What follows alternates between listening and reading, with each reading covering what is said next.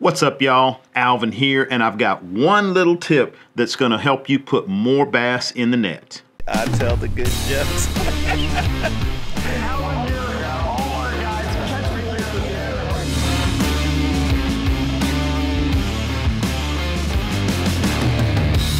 All right, this is a pretty simple little technique, one tip. Watch to the end though, because there are some situations where you will not want to do this. Okay, so let's tell a little story about how I discovered this tip. I'd been fly fishing for a few years, and I went into the Austin Angler Fly Shop to get some bass flies because I was gonna go wade fishing on this lake that I'd never fished on before, but I heard that there was some really good access that you could walk into and catch bass. They were feeding on the surface and it was close to my house, so I had to do it, right? So I went to the fly shop, bought a handful of flies, mostly deer hair divers, frogs. I heard that frog patterns were working great on this particular lake. Went out there, and sure enough, it was true. There were some nice weed beds, cattails. The water was low enough for me to wade out far enough to get in position to make some good casts. I was seeing some activity on the surface, and you know, I start casting and stripping, and I'm having big bass blow up on my deer hair bug. I was so excited, but I couldn't land a single one of them. So I went from like super excited to super frustrated, and I ended up going home without catching one of those big bass. So kind of a bummer. Okay, so fast forward about a week or so later, I go back to the fly shop. Joe Robinson, the guy who worked at the fly shop, he was like a local legend in the Austin fly fishing community. He sold me the flies, and when I walked in, he immediately asked me, well, how did it go? And I said, well, it went good and it went bad. And he's like, what happened? And so I told him the story, you know, I'm casting, I'm having these big bass blow up on my deer hair bug, and I couldn't land a single one of them. And he said, oh, every time you got a strike, you went, ugh, like this and set the hook. And I was like, yeah, that's exactly what I did. How'd you know? And he said, because that's why you didn't catch any of those fish. You did the Trout Set, or what I refer to as the Bassmasters World Championship hook set, where you just raise the rod tip and try to hook the fish. You're not gonna miss every fish that way, but especially if you're bass fishing or saltwater fishing, you're gonna have much better success if you keep the rod tip down and do the strip strike, which is what Joe told me to do. So it goes against your nature. You know, everybody, the first fish you catch on a worm, on a cane pole, you know, you got to jerk up to set the hook, to hook the fish.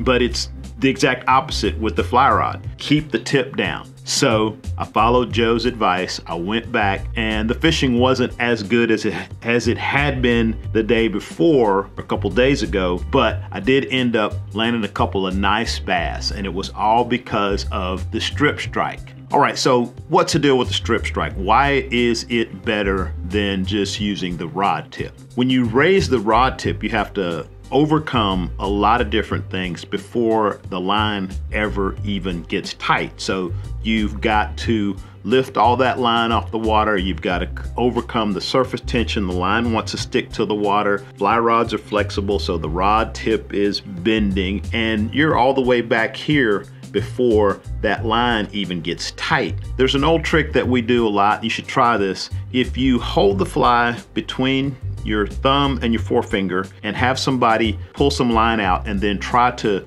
jerk the fly out of your hand just by moving the rod tip, you'll see that you can put a lot of pressure, you can put a lot of bend on the rod before your hand even moves. Now, if you get the line tight, point the rod directly at the fly and have somebody just jerk back a foot or so, and you'll see that fly will pop out of your hand every time. You just can't hold it. If you try that, be careful. Hold it by the bend so you don't get hooked in the finger. Don't call me, it's not my fault. So you're putting a lot more pressure on that hook, which really helps if you're trying to hook a fish that's got a tough mouth, or if you're trying to get a big hook, you know, the thicker wire is harder to get to penetrate. So the strip strike is always going to work a lot better to get the hook to penetrate. And there's a couple of other things. So with the rod tip, you know, hook set, if you don't hook the fish, that fly is out of the water. And you know, if the fish didn't have it completely in its mouth, then you know, you're definitely not going to hook it. But if you do the strip strike, usually the fly is only going to move forward in the water maybe 6 inches, a foot. And if for some reason, you know, you set the hook too early, the fish didn't have the fly in its mouth, the fly only moves a few inches away, and the fish a lot of times will come and grab it because it looks like it's trying to get away from them. If you jerk it out of the water, you're done. So that's another reason you want to use the strip strike.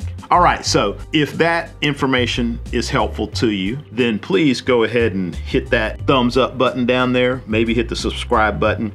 I've also got a fly fishing for bass workshop that's going to be happening. There's a link to that in the description. All right, I said there were some situations where you would not want to use this technique. Well, one is if you're trout fishing and you're fishing for fish with a lighter tippet, smaller hooks, or fish with a tender mouth, you know, thin lips. If you do that strip strike, because it does put so much pressure on the hook, it's really easy to rip the hook out, break the light tippet, or just, you know, rip the fish's lip. So you don't want to do the strip strike if you're dry fly fishing or you're nymphing or some situation where you're actually using that flex in the rod tip to protect your tippet or to protect that small hook that's in the fish's mouth. All right, I guarantee you, if you start using the strip strike when you're bass fishing and you're saltwater fishing, you will catch more fish. Thanks for watching the video.